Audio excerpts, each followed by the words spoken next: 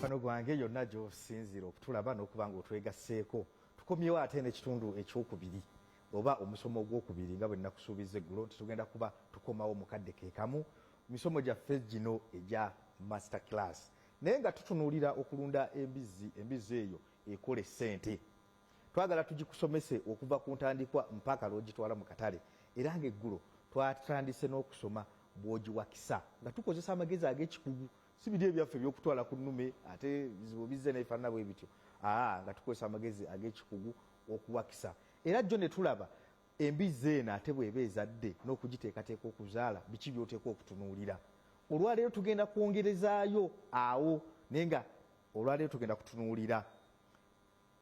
tugenda kutunuulira engeri gy'ogijja ku mabeere kati ate y'ogikwata otya okugituusa ogijja ku mabeere era ki ekiddako ate era tutunuulire mu kitundu ekyokubiri engeri gy'ogizimba n'ekola ennyama jjukira nti emisomo gino gikutuusibwako bannaffe aba DFCU Bank kampani y'ennyonyi ya KLM ate nno n'ogattako n'aba Dutch Embassy saako ne bannaffe aba Cowdays kyova olaba nga mbeera no ku TV n'embeera nga njogera sirinzekka mu studio ng'era jjo bwe twabadde naye olwaleero kye tulina okumanya tugenda kuba tukyusakyusa mu lulimi mugenda kubaamu Olungereza olutonotono kubanga tulinako omugenyi atamanyi Luganda naye katandike ne muddugavu ono yasooka yeyanjule oluvannyuma ate ngende w'omuzungu abatuuliza mwebale nnyo amannya nze Michael Buwembo era nga nkola n'ekitongole ekyakafika Animal Feeds wamu ne Cowdays Nutrition Feeds nga ndiyo nga pigale expert. Okay, kakati katugende wa Jijong. I'm pleasure to have you here on the show. This is basically Uganda show. We normally speak Uganda here, but because of the audience and your language, you'll not be able to speak Uganda. So we're going to bear your English. Please introduce yourself.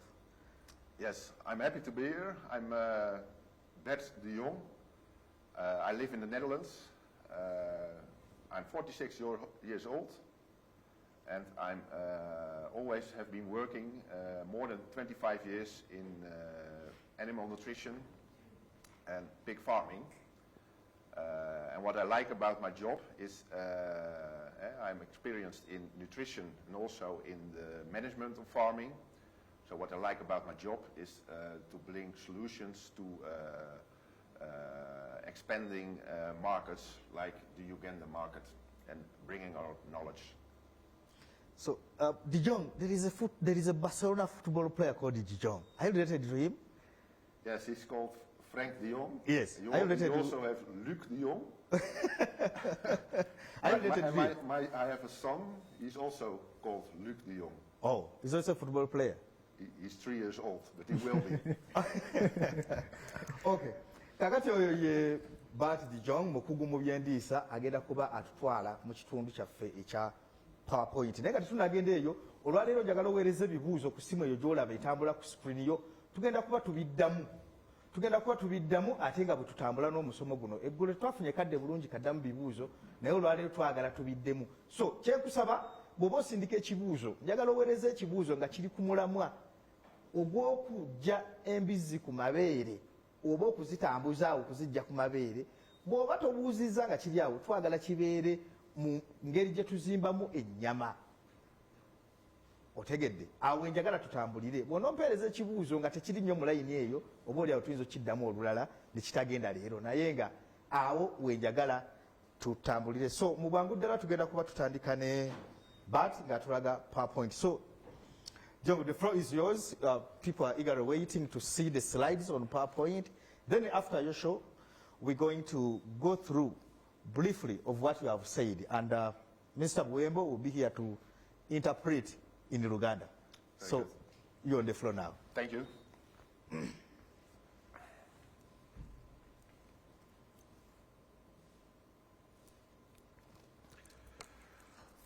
Today is the second day about the master class, and this will be about piggery, and especially about piglets, weaning management and fattening management.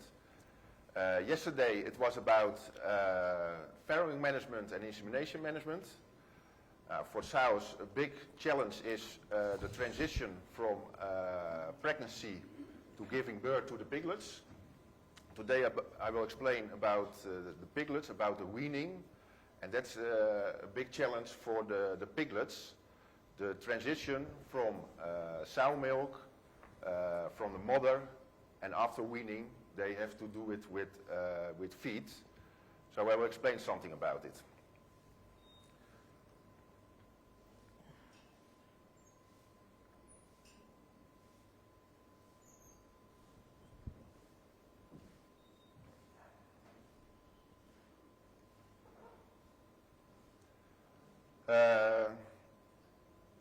Is it visual on the screen, the goals?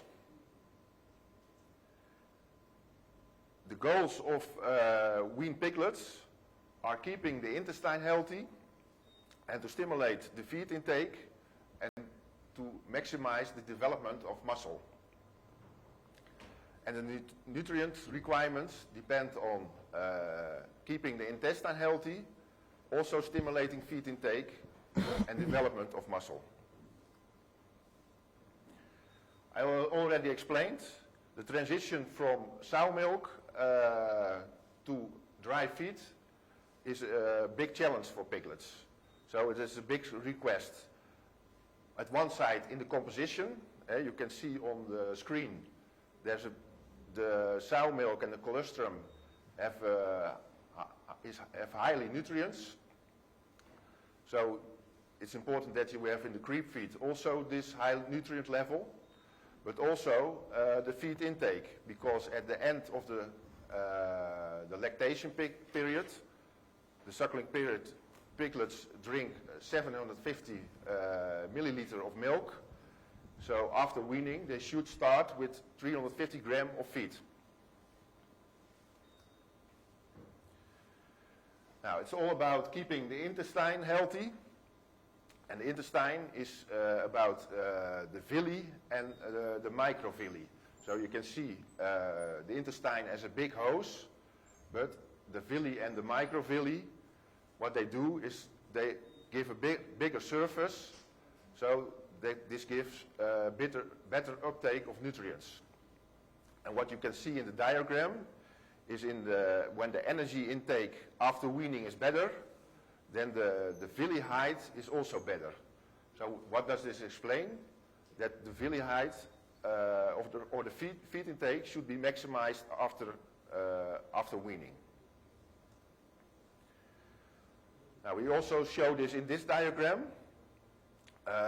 In the horizontal, in the first diagram, you can see the daily feed intake in the first week. And in the vertical, you can see the daily feed intake in the first 5 weeks after weaning. So you can see when the feed intake in the first week is better, that also the feed intake in the 5 week after weaning is better. So there's a strong relation between this. And also you can see the daily gain. And when the feed intake in the first week is better, also you can see that the daily gain in the first 5 weeks is better. So also this does explain that you should do maximum effort to stimulate the feed intake after weaning. So how do we stimulate feed intake after weaning? Let's start feeding when the piglets are still together with the sow.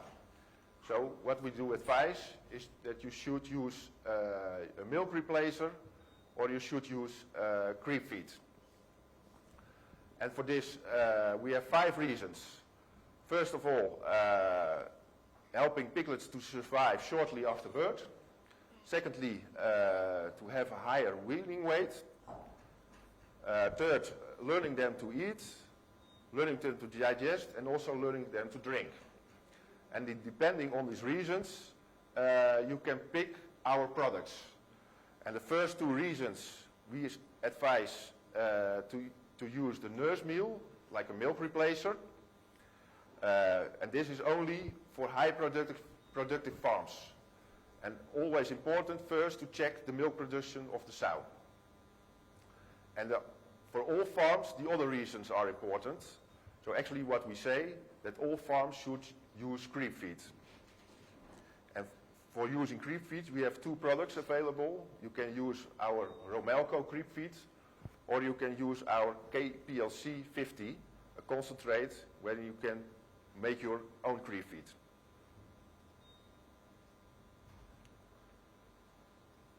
Now we also have norms for feed intake. And what are the norms? What we request is that you have minimum 500 grams of feed intake before weaning. But also that you have 500 grams of feed intake in the first 3 days together after weaning. So depending on this norm and what you can achieve on your own farm, so you have to measure, you decide what products you take.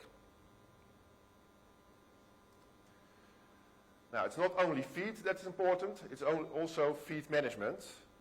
So it's important, I already explained, that you know your feed intake of your piglets, the feed intake before weaning, but also the feed intake in the first period after weaning, that you understand. And depending on this, you decide what products you pick. Always provide feed fresh and clean, and also fresh and clean water. That's even more important. And you feed small quantities as often as possible per day, because piglets eat only small quantities, and the more often you provide your feed, the better you will stimulate your feed intake. And liquid feeding gives better feed intake. So what you can do is make your feed liquid, but then the hygiene is very important. Now, we also do some trials within our company. And in this trial, we show what's the effect of using creep feed on weaning weights. And what you can see in the different columns is when the number of piglets is increasing, the effect of using creep feed on the weaning weight is also increasing. So what does this explain? When your productivity of your sow is increasing, so the number of piglets is growing, you should use, there's an extra reason to use this creep feed, because it gives extra results. And another trial we did is about learning to eat and learning to digest.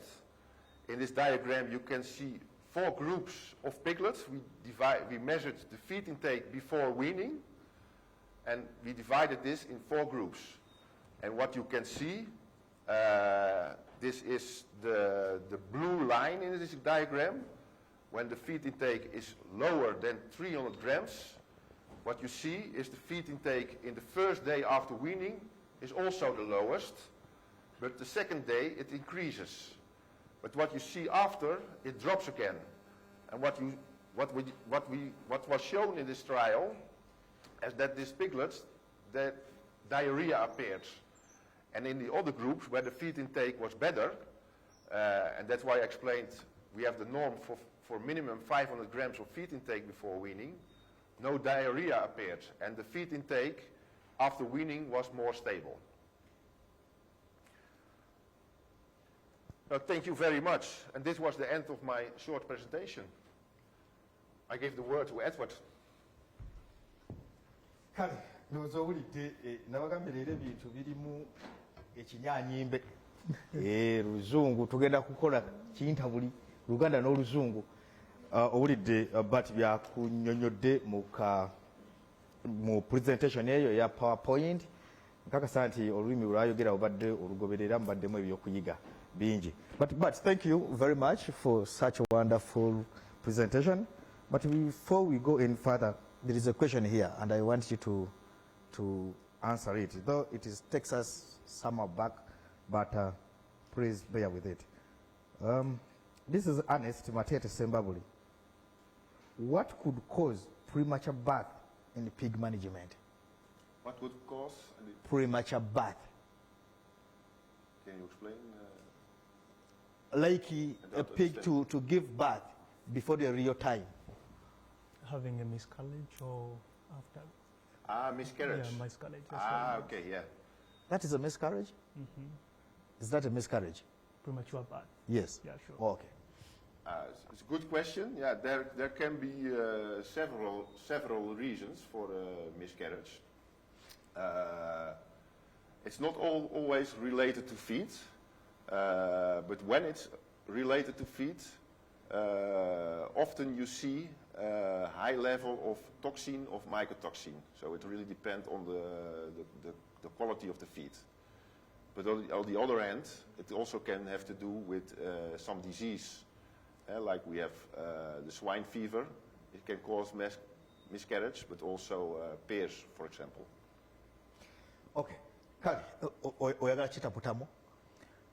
Well, ekibuuzo kibadde nti kiki ekyandibadde kireetera... Toddamu kibuuzo, zinga, kiri kyayogedde. Kyategeeza nti kiyinza okuba nga tekyesigamye nnyo ku mmere, naye ate waliwo omuntu oyinza okuliisa emmere erimu obutwa kye tuyita aflatoxins, nti obutwa obwo ne buleetera embizzi eno okuba nga ate evaamu olubuto.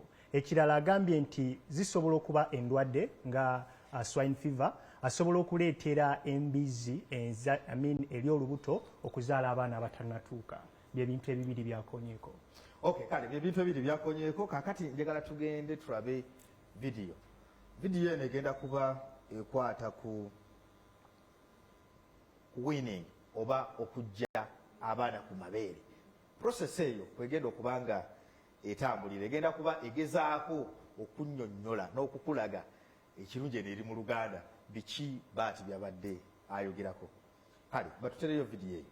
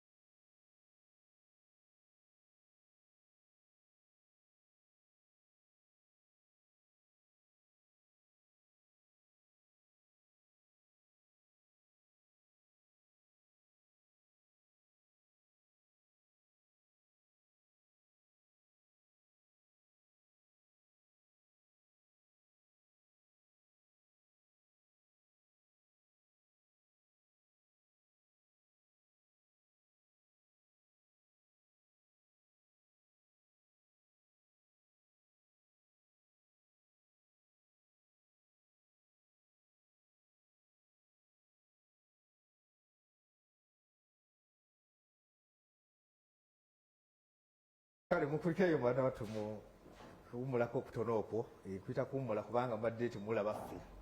Naye tukyagenda maaso ne programu yaffe. Jjukira nti programu eno egenda kubeerawo era ku ssaawa 3:30 ez'ekiro ku Bukedde 2. Bw'oba nga tosobodde kugiraba leero togamba teweekubagiza nti ekusubye. Tugenda kuba tugiraba ate ku ssaawa 3:30 ku Bukedde TV 2. Bwana Michael, Sebo. Atuddeko mu luno olwaffe olw'eka.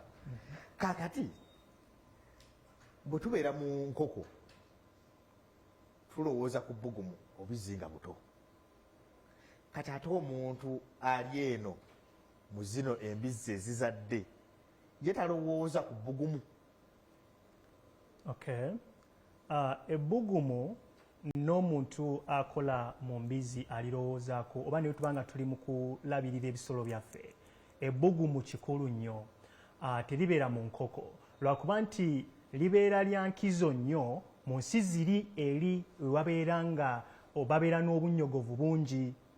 okusingako ewaffe kubanga ffe environment yaffe oba ne temperatures zaffe ebiseera ebisinga zisobozesa embizzi eno okukula obulungi naye bo mu bantu abakolera eri mu nsi ez'ebulaaya ebbugumu balyetaaga nnyo olw'ensonga nti ensi yaabwe ya bunnyogovu so omaama ono bw'abeera ng'alina obubizzi buno maama alina ebbugumu lyaleeta eri omwana kati omwana bw'omujja ku mabeere n'omutwala mu nnyumba gy'agenda okutandika okukulira aba yeetaaga okuggibwako kye tuyita heat stress oba okuba nga tataaganyizibwa nakubanga tuleetamu waliwo stress hormones ezo tuyita cortisol bwe zijja gireetera omwana okuba nga talya bulungi ntegeeza akabizi so nakyo kikulu nnyo okuba nga tulina temperature eri regulated mu nasale yaffe okuba nga temperatures zaffe at least zibeera nga si za wansi nnyo nga za bunnyogovu wabula nga ziri moderate lwakuba nti bafarmers abasinga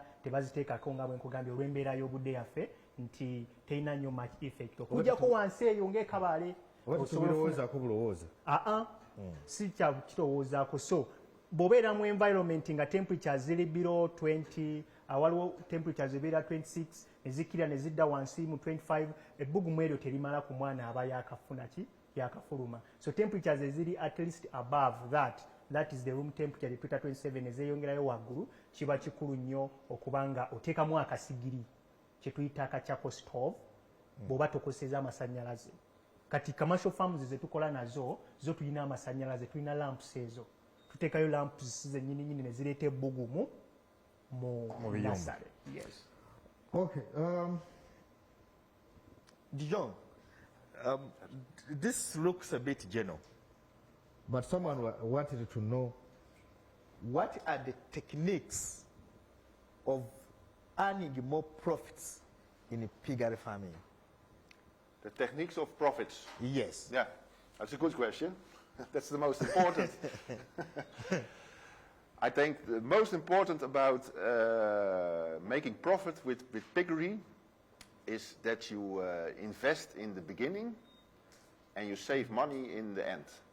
But we can focus on these wind piglets. On these wind piglets, yeah. Yes, let's focus there. That's because it is the topic of the day. Actually the same, eh? Oh. What I explained is that you invest in creep feed. So you start using creep feed before weaning. And also the first period after weaning you use creep feed. And we're using a good quality of creep feed and stimulating feed intake. What do? You keep intestine healthy, but also you stimulate feed intake and you have maximum development of muscle of the piglets. And when you have a good start in the beginning, after weaning, later the piglets will grow more efficient. So what you will see, that they grow more efficient and your feed conversion rate is better and your cost at the end will be lower. Joe, let me take an example. And you will make more profit. That's what you want. Let me take an example of a mother with 14 piglets. Yeah. After a month or after 4 weeks, that is by the time we can think about weaning. Yeah. Then some are underweight, others have attained the weight. What do I do? When the weight is too low, you mean? Yeah, when some have attained the weight, yeah, and the others are not on the same weight. Yeah. Yes. What we do in common practice, but that's about... Can you win some? Like I have 14, yeah, 8 are okay with the weight I want, then I have other 6. With lower weight, you mean? Yeah, I understand. What we see in common, first you start with management when still the piglets are with the sow. Oh. So stimulating the sow to produce milk and have the piglets as equal as possible. So it all starts with the piglets. But then secondly comes the weaning management. And what we do when you wean more groups of piglets, you take the little one out and you put them together and you make a separate group for the little ones and do some extra with extra water, extra feed, extra quality of feed. That's how you solve this. Oh. Okay. Bwana Bwemba. So, Ono Robert ali Bulanga local district. Agamba nti Embizzi njiriisa mmere ekinga evudde ku mabeere. Weewaawo Diyo nga ayogera nnyo ku mmere, prep food n'ebirala, feeds n'ebirala. Yo gy'eki eyo? oh, well, creep feed kigambo kya luzungu naye emmere eyo ebanga yateekateekebwa okubanga obubizzi obuto obwakava ku mabeere busobola oggimulungula mu lubuto lwabwo okwawukana ku mmere ey'embizzi enkulu. Kati nga mwami Batu babadde abannyonnyola nti emmere eyo gye tusobola okuwa obubizzi obwakava ku mabeere bagita lomelco, bubeera buweke. Eba ekoleddwa nga ntabule esooka. Then waliwo endala gye bayita KPLC 50. Eyo yo ya powder, kati gw'omulunzi oteekamu buteesi kasooli. Ne kasooli oyo amulunguddwa okubanga naye agenda kuyita mu digestive system y'embizzi eno nga nnungi. So omulunzi alina options bbiri. KPLC 50 ateekamu kasooli era n'ebbeeyi y'emmere eba ekendedde. Eya lomelco yo already eri complete naye eri more digestible era esobola okuwa result. So mu kumuddamu asobola okukozesa ebika by'emmere ebyo ebibiri, lomelco ne KPLC 50. Kati era ndowooza nekino kizingira awo ekya Eric Alindeje Bombo agamba birungo ki byensobola okutabula okusobola okufuna emmere erina emigaso gyonna oba kigwawo mu byonnyonnyodde. Ebirungo kibuuzo kirungi nnyo. Birungo ki byensobola okutabula? Kati ebirungo bino byawukana okusinziira ku kika ky'embizzi ky'okwatagana nakyo. Nsobola okusalawo neme kuliisa eri prep food feed neetabulira eyange. Nanti kyenkugambye nti creep feed olina omukisa okwetabulira eyiyo ng'okosezza kali akalungo ka KPLC 50 weeteeramu kasooli wo n'oba nga otabula kiro 5 eza kasooli, kiro 5 eza KPLC 50. Ensonga lwaki kayitibwa KPLC 50. Then bw'oba tolina kasooli mulungi, kubanga kyalina okumanya fama nti kasooli kikulu nnyo olw'ensonga nti bw'okozesa kasooli omubi ogenda kuleeta okuddukana mu bubizzi. Mubeeramu obutwa bwe tuyita mycotoxins ezo. So singa obanga olina kasooli omubi n'owa obubizzi bwo ng'ate bukyali buto, ogenda kubanga ofuna diarrhea. Mu bubizzi buno. So ensonga lwaki KPLC 50 omukozesa ng'okozesa kasooli omulungi awo osobola okugira. Naye okuddamu mu kibuuzo ekyo tubadde oŋŋamba nti akozesa birungo ki? Tulina ebirungo by'enjawulo nga bwe nkunnyonnyodde okusinziira ku kika ky'embizzi ky'oba olabirira. Bw'oba ogenda kukozesa zino embizzi ez'ennyama ng'olwaleero tuli mu winners ne fattening, tulina ekirungo ky'okozesa ekya KPC 30 okiteekamu kasooli n'okiteekamu ne maize bran okusinziira we tuba tukulambise mu ntabula yaffe ey'enjawulo nti wano ziri mu kukula, wano ziri mu kola ki mu kufateninga. Then ekirungo ekirala kye twayogeddeko eggulo ekya sawo concentrate, ekyo kyo nakyo kitabulwa ng'ogenda kuliisa mbizzi ziba maama era okozesa bran era n'okozesa ne kasooli naye nga ka concentrate kali kaawukanye okusinziira ku mbizzi z'oba olabirira. So kikuyambako nga faama n'oba nga bwe mugenda nga abalunzi abasinga babeereeyo mu kisenyi n'agenda n'aleeta mukene oluusi ng'alimu amayinja, n'agenda n'aleeta egundi soya oluusi nga naye si mulungi, n'aleeta ebintu bingi simanyi n'ateekamu waliwo obusonko, n'aleeta obusonko n'ateekamu ebintu ebyo byonna byonna ne weesanga ng'alina lisiti ya bintu nga 15. Ebintu bino 15 bibeera bizibu okutabula n'ofuna ky'oyagala. Weesanga nga ne cost oba omuwendo gw'emmere gy'otabudde munene nnyo. Ne singa okozesa akalungo kano nga kalimu calcium tuwetaaga bulungo, nga kalimu ebirungo biri nga bye nakunnyonnyodde olunaku lw'eggulo, then n'okateekamu ka brand new ne kasooli, then oba okoze emmere emala era ennungi erimu buli kirungo ekisobola okuyamba embizzi eyo. Okay, Dijon, we are going to watch a video. There were some problems in the first video, but we're going to watch it again. But before we go for the video, I want you to answer this briefly. Simon Peter is in Entebbe, is asking, what if I lose a mother after birth? How do I handle those piglets until to the winning stage? That's a difficult one, but depends on the situation. When you have more sows, you can think of making a foster sow. So when you have a sow with all the piglets, like 3 weeks old, you can wean these piglets earlier. 3 weeks is very young, so you have to start using good quality of creep feed. And then you use this sow as a foster sow to put the small piglets to this sow. But what if I have milk cow? What do you say? Milk cow. No, milk for the cow. Yeah, that's what I wanted to explain. Another solution can be to start using milk. And then you can use milk from the cow, but you can also use milk replacer, like I mentioned in my presentation. We have the nurse meal. This is a milk replacer. There's someone who told him that you can give them yogurt. Yogurt is like the same product, but we use the nurse meal, and you can use this product from 2 days old. Okay, kale katumala okulaba ka video ako akakwata ku ndabirira oba enkwata y'embizzi ezo ezigenda okuva ku mabeere. Tumala ate tukomeyo mu kitundu ekirala.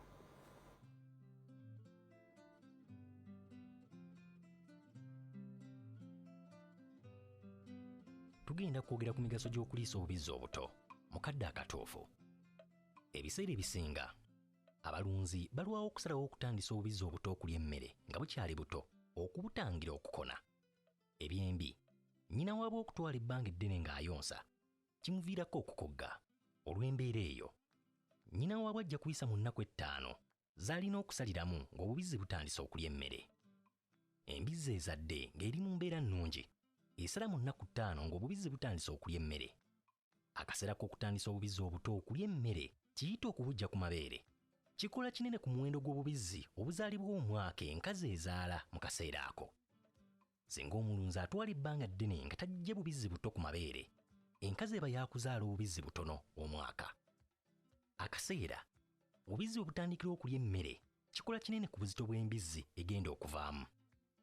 Bw'otandika okuwa obubizzi buno mu bbanga ettono, kitegeeza buba buwewuka. Okwanguwa okuliisa obubizzi obuto emmere kitegeeza otutta obuvunaanyizibwa bwa nnyina waabwo era olina okubuliisa okusinziira ku byetaago byabwo. Mu bufunze, emmere omulimu gy'owa obubizzi bw'ojja ku mabeere ga nnyina waabwo amangu erina okuba nga ya mugaso nnyo ng'amabeere ge bubadde buyonka. Obubizzi okuba nga bububaala oba nga bulina stress kye kimu ku bireeta okukona era kikaka omulunzi okulwawo okubujja ku mabeere. Okutandika okuliisa obubizzi obuto kitandika na nteekateeka nnungi. Enteekateeka eno etandikira mu kiyumba embizzi weezaalira, nga kino kikolebwa waakiri mu nnaku 14 ng'obubizzi tebunatuuka kaseera lwe buliisibwa emmere. Mu kaseera kano obubizzi obuto butandisa emmere eweebwa embizzi ento mu fiida nnyina waabwo w'atasobola kutuuka. Fuba okulaba nga emmere ekyusibwa buli luvannyuma lw'akabanga. Olina okulaba ng'obubizzi obuto bufuna amazzi amayonjo, nga gano bulina okuganywera mu butaapu buyite drink nipples, ate nga butaapu buno bulina okuba mu buwanvu obubizzi buno we busobola okutuuka. Cowdice erina romelco, emmere y'obubizzi obuto omuli akalungo ak'omugaso akayamba obubizzi okukula obulungi. Obubizzi buno butandika okuyonka kitono olwo ne bulya kingi. Wano nnyina waabwo aba awummula n'asigala ng'anyirira ate ng'obubizzi bwe bugejja. Olunaku lw'okutandika okuwa obubizzi obuto emmere, fuba okulongoosa obulungi ennyo n'okufuuyira obuto buno we bugenda okuliira, era nga wano walina okuba nga wagguma bulungi ate nga wamyukirivu, ekitegeeza nti walina okuba nga wabissibissi. Teeka emmere ya milk emala mu fiida, olwo oteeke obubizzi buno mu kiyumba. Mu kaseera k'okujja obubizzi ku mabeere bingi bijja bikyuka mu bubizzi buno. Omulimi bw'akuuma endiisa y'omulembe mu bubizzi obuto n'amazzi nga weegali, obubizzi nga buva ku mabeere ga nnyina waabwo bujja kufuna appetite okulya emmere eya romelco ekinaabuyamba obutakonziba. Kyetaagisa nnyo okuwa obubizzi obuto emmere mu bwangu ddala nga bwakaggyibwa ku mabeere ga nnyina waabwo buli kabizzi kalina okuba nga kalidde ekitono ennyo gulaamu 5 mu nnaku 3 nga bwakatandika okulya emmere. Emmere y'ekika kya rumelco ya mugaso nnyo eri obubizzi obuto. Embizzi okuziriisa emmere erimu ebirungo bya rumelco kisimula obusimu bwa appetite olw'embizzi n'eba ng'esobola okukula obulungi ng'erina amaanyi nga nzigumivu ate nga njimu. Okumanya enkula y'embizzi ento olina okugoberera enkula n'embeera yaazo buli kaseera. Kebera enkula yaazo, obusa ne langi yaabwo. Okugoberera bino kirina okukola okutandika ennaku 14 ng'obubizzi tebunnatandika kuweebwa mmere. Olina okupima obuzito bw'obubizzi buno buli wiiki okumanya enkyukakyuka yaabwo. Wandiika era otereka ebizuuliddwa nga kuno kw'ossa n'ebiwandiiko by'emmere eriiriddwa buli kabizzi. Obusa bw'obubizzi bulaga oba akabizzi kagumu nga kalina amaanyi. Singa ozuula nti obusa bukaluba, kitegeeza obubizzi tebufuna mazzi gamala oba emmere esaanidde okuliibwa ku mutendera kwe buba. Singa buba buddukana, laba omusawo w'ebisolo. Obubizzi obuli mu mbeera ennungi nga bugimu buba bwa pinki nga bweyagala era nga langi ye neeyaka. Bw'ogoberera obulungi obubizzi buno ne nnyina waabwo, osobola okubala ekiva ku kuliisa emmere yaffe eya rumelco mu kiseera ng'obubizzi buggyibwa ku mabeere. Wandyetaaze okweyongera okumanya ku ndiisa y'emmere eby'ensolo zo, genda ku website ya Cowdays. Abakugu baffe beetegefu okukuyamba.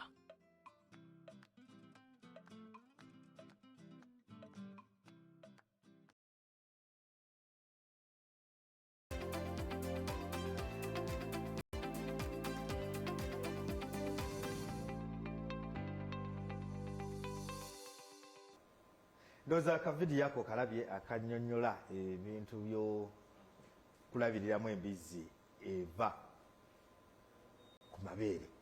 Nosobola okugiggyamu ensimbi. Ennaku ffe twabeeranga mu kyalo nga batugamba nti kati ekibizzi kya 2,000 ekivudde ku mabeere. N'ennaku zino mpulira 8,000, 10,000, oboolyawo n'okusiigawo kitegeeza nti ebintu bigenze birinnya. Ate era n'ebbeeyi y'akanyama yabanga ya 3,000, kaakati osikayo waya okulyayo kiro y'embizzi emu ate nga teriiko kirungo kyonna. Kaakati embeera bwetyo bwegenza olabagambye nti waya lulimi lwa tilutegerekeka. Ogwo guba 1,000 naye enjogera ya kivubuka eriwo ennaku zino. So tuwumbyewumbye ekitundu kyaffe kiri ekyokutunuulira embizzi otuno zikwata okuzitwala mpaka lwe ziva ku mabeere. Naye nga njogera okujjukiza nti puroguramu eno ekutuusibwako bannaffe aba Dutch Embassy oba ekitebe kya Dutch mu Uganda, kampuni y'ennyonyi ya KLM, banka ya DFCU, saako bannaffe aba Cowdays. Mu studio ndimu n'abantu ab'enjawulo. Nina ku sayidi eri Bart de Jong yavudde Budaaki mukugu mu byendiisa, ate nina n'omukulu wano bamuyita Buwembo Michael, ye wa wano tuwangaalira wano naye. Buwembo, tuyingira ekitundu kyaffe ekirala ate nga kyekigenda okusembayo tuwumbeyumbe puroguramu eno. Njagala kutandika naawe.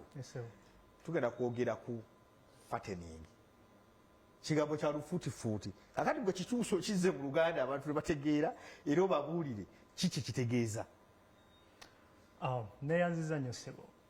Fattening kigambo kya Luzungu naye nga kitegeeza okuba nti kaŋŋambe okukola ennyama. Kaŋŋambe nti okukola ennyama. Embizzi nga oyagala kukola nnyama. Wadde ng'owuliramu ekigambo fat tekitegeeza kukola masavu. Kitegeeza kukola nnyama. Abantu tebaagala nnyama y'amasavu. Era n'omuwendo gwayo gubeera wansi nnyo. Gwongera cholesterol zeeyongera mu musaayi n'oba nga mufuna bipressure ng'ebyo. Bw'olya amasavu amangi. Bw'olya amasavu amangi. Naagaakaaka ate bagamba ngo ddagala ag'embizzi. Buli kintu kibeerako ekigero mukama wange. Buli kintu kibeerako kiyitiridde.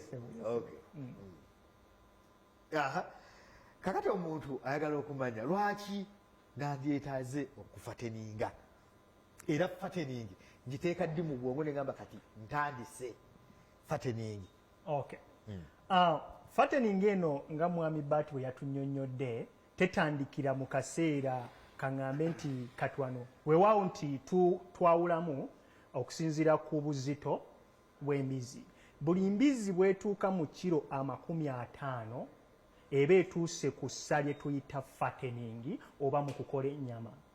Kiro 50 ago embizzi etera okugawezesa ku okugaweza ku sabbiiti mu sabbiiti 17 oba sabbiiti 16 sabbiiti ebyo bintawanya okubala gy'emyezi ng'ena emyezi ng'ena embizzi eba etandise twaguyiriza nnyo eba etandise okuba nga egenda mu fattening naye tekitandikira awo nga bwe yakunnyonnyodde kitandikira mabega wali ku kujja embizzi yo ku mabeere buli wojja embizzi yo ku mabeere mwami Bati yakunnyonnyodde nti olina okumakinga sure nti erida at least ekitundu kya kilo ekya creep feed those are the 500 grams zabadde annyonnyolako nti bw'otandika n'okuba nga olabiridde bulungi nnyo embizzi yo ng'evudde ku mabeere sebusa n'aba nga akuze bulungi gut system munda neba nga eteredde ng'emmere esobola okumulungululwa neba nga esikibwa mu musaayi awo then embizzi yo bw'enaatuuka mu kaseera ka fattening oba ku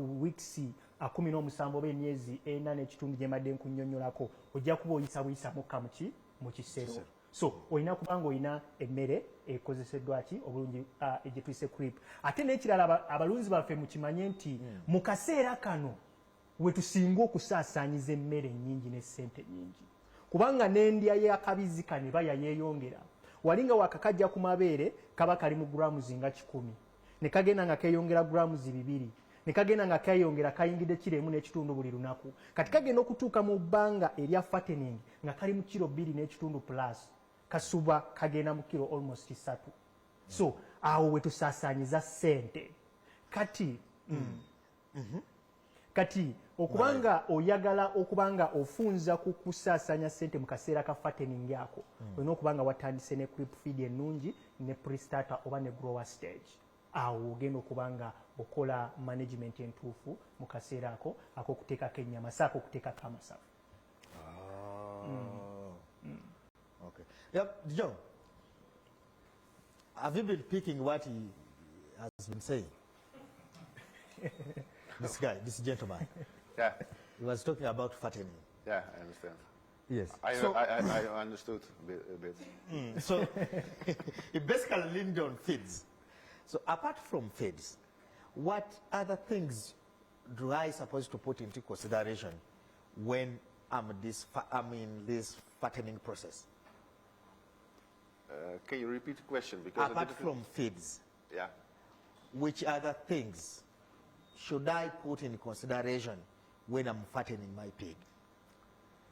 Yeah, apart from feed, in the fattening period, of course, the efficiency of keeping pigs, fattening pigs, depends a lot of the breed you have.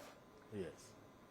And I see in Uganda that often there's a lack of using good breeds. So this one is important. But also you can think about disease management, using correct vaccination and use correct medication, climate control, water quality. So these are all subjects which have effect on the performance of your pigs. Okay, I have a question here, but I've missed the name. This, I don't know whether it's a gentleman or is ready, but he's asking, what is the best breed for meat? The best breed for meat? For meat? Yes. Yeah, actually there's not one breed that's the best breed. What we actually over the world, what we use is crossbreeds. And first we start producing, making crossbreed, producing sow, young sow, and that you do, most situations you use landrace sow and you cross with Yorkshire or large white. Thus you bring these two together. Okay. And then afterwards producing piglets for producing meat for fattening. You use like a Duroc or a Hampshire race fattening boar. So what if I cross Hampshire and red white? They give me what? Which breed? Yeah, large white is very strong and also very fertile.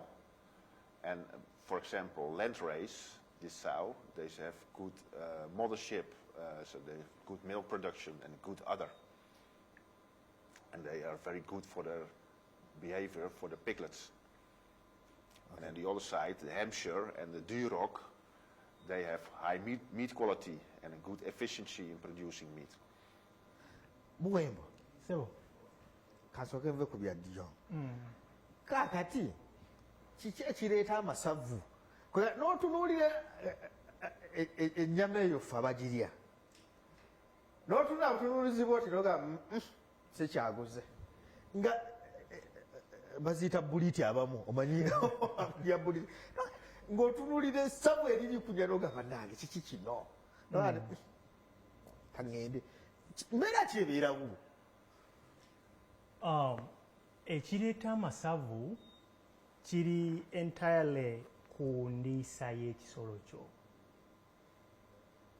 Nti buli w'okozesa emmere erimu omanyi buli w'obanga oyagala kuba ng'oyagala kufuna nnyama, tulina ekigero kya proteins ezirina okubeera mu mmere yo, tulina ekigero kye nagambye eky'amaanyi oba energy gy'olina okuba. Kati buli w'obanga olina energy nyingi oba singa emmere yo ogikozesa nebanga erina energies eziri excess oba proteins eziri excess, waliwo kye tuyita fat tissues, nti emmere eyo oba ebirungo ebyo ebiyitiridde bigenda ne bige wansi w'olususu, byegenda nga byakimulatinga wansi w'olususu. Nti embizzi efunyeko kyeyagala nga bwe twakunnyonnyodde eggulo, ekyegyetaaza okukula, ekigyetaaza okuba nga efuna amaanyi agakola ebintu ebyenjawulo, kati oyisitirizza we wandikomye. Kati mu kifo yo kye yandibadde nga egundi ebyo ebifulumya nga eyita mu bubi, ebiteeka wansi wa lususu. So okuliisa proteins ne energies ennyingi oba ebirungo ebiyitiridde nga bisava kireetera embizzi y'okuba nga ekola ekigodo kye tuyita amasavu. So ekintu ekyo kikulu nnyo. Tekiri nti embizzi kubanga zino embizzi ez'ennyama zo zirya misana na kiro. Tetuzipimira. Embizzi ey'ennyama erya misana na kiro, gwe kyokola oteekamu buteesi mmere, oteekamu buteesi mmere. Naye ne bwankubadde nti oteekamu buteesi emmere, munnange zeegerera. Abantu abamu balowooza mbu embizzi tezeegerera. Embizzi etuuka n'erya n'egamba nzikuse. Embizzi ki eyo? Yaawa. Embizzi zenjogerako z'embizzi zetulunda n'omulunzi omu olusobo. Kati negambikoye neevaawo ne yeebaka. Kati emmere eyo twongeramu kye tuyita fibers sometimes, tulina kye tuyita dietary center, nti buli woolya kankuwa ekyokulabika buli wendi emmere nenjagala owumbewumbe mangu era ogenda okuvaayo ng'osibudde n'okusiba. So kati buli webanga otaddemu emmere nnyingi ate nga erimu fibers ntono, embizzi egenda kubanga erya nnyo. Ne singa oba otaddemu emmere ng'erimu fibers nnyingi eziri considerate, ziba ziyamba embizzi eno okuvaako singa ng'ekoze eki, singa ebanga ogigese. Ekikola amasavu is overfeeding, okuteekamu emmere ennyingi. Ne mukulu Bati kyabadde ayogerako kyembadde njagala okukwatako katono nnyo nti breed kikulu nnyo kubanga kikuyambako. N'ekirala abafaama abasinga amazzi mu nywesa y'ebisolo kikulu nnyo. Olina okumakinga sure mbu at least olina amazzi agamala agatambulira mu nipples, tetwandise nipple system. Si kuteeka mu bubaketi n'ogenda mu lumbe n'olwayo n'omalayo ennaku bbiri n'odda nga baketi yakaliragonzamu ennaku zino waliwo n'ebidomola ebiriko nipple. Waliwo n'ebidomola ebiriko nipple. So you are moving. So mu kaseera kano making sure mbu embizzi zo zifuna amazzi agamala, making sure mbu zirya emmere entuufu ey'ekirungo kyaffe nga bwe nagambye mbu KPC 31 gye tuli mu kuliisa. Era gye tuteekamu ebintu ebyenjawulo. Sibula tuveewo.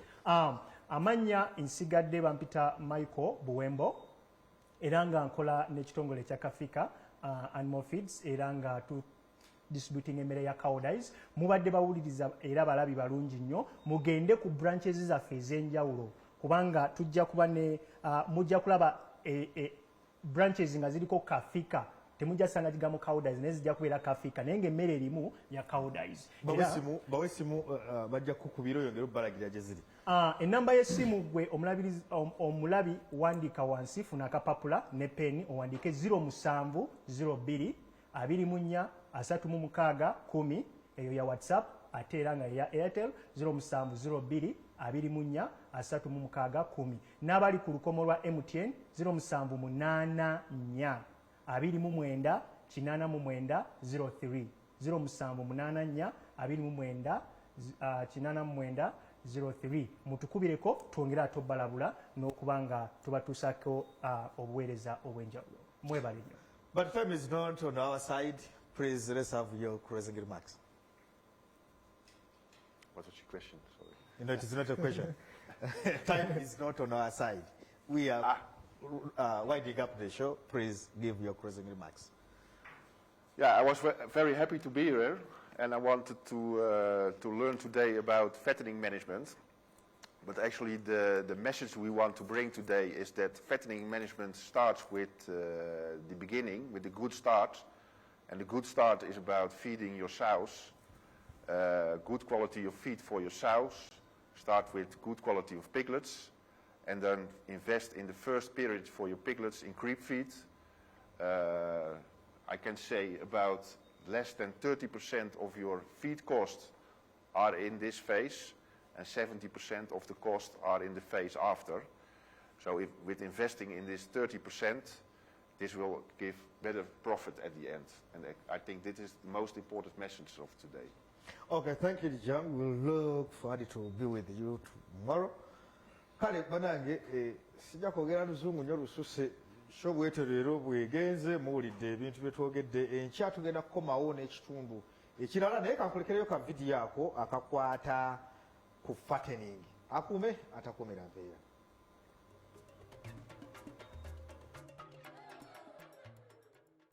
Enkola entuufu ey'okugejjesa embizzi etandikira ku kubeera na mbizzi engimu ezeeyagaza. Olyo lw'obubizzi obuto lusalawo kinene ku ngeri embizzi gye zikulamu. Olyo nga luggiddwamu mbizzi enzungu zikula mangu bw'ogeraageranya n'olulyo olunnansi olukula akasoobo. N'olw'ensonga eyo kisaanye okumanya ekika ky'emmere ky'olina okuwa buli kika kya mbizzi z'olina. Omuwendo gw'emmere ey'awamu ku mitendera egy'enjawulo gusingira ddala omuwendo ogusasulibwa ku mmere ey'ekika ekimu yokka. Emmere erimu emigaso egyetaagisa okuliisa embizzi ng'eno yanjawulo ku buli mutendera ng'embizzi ekula. Kikendeeza ku bisale ebyawamu ebisasulibwa ku mmere bw'oba opimidde ku kilo y'ennyama ey'embizzi. Endagiriro eno eraga obungi bw'emmere erambikiddwa okuweebwa embizzi okusobola okugejja.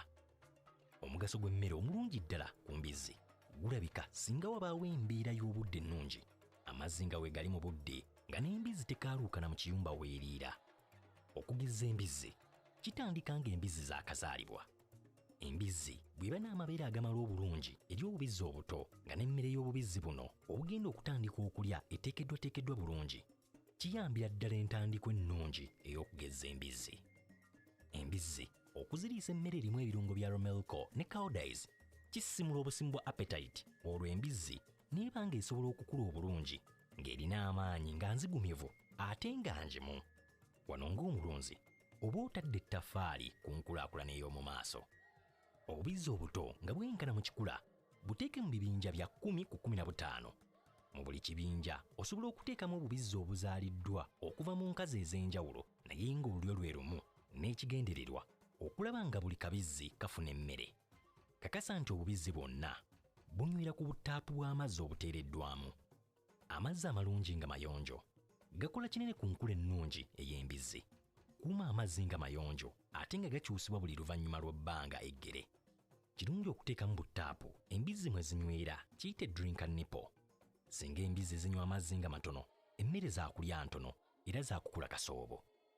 Fiida z'embizzi mwe ziriira zirina okuba nga zisobola okuliisa n'obubizzi obuto.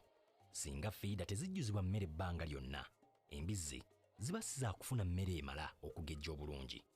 Kino nno kisinga kukosa mbizzi nnafunafu kuba ez'amaanyi ziba ziziremesa okulya obulungi. Bw'oba okola emmere y'embizzi, fuba okulaba ng'ogissa bulungi egonde, anti eno yeesobola okukka embizzi ng'egiridde.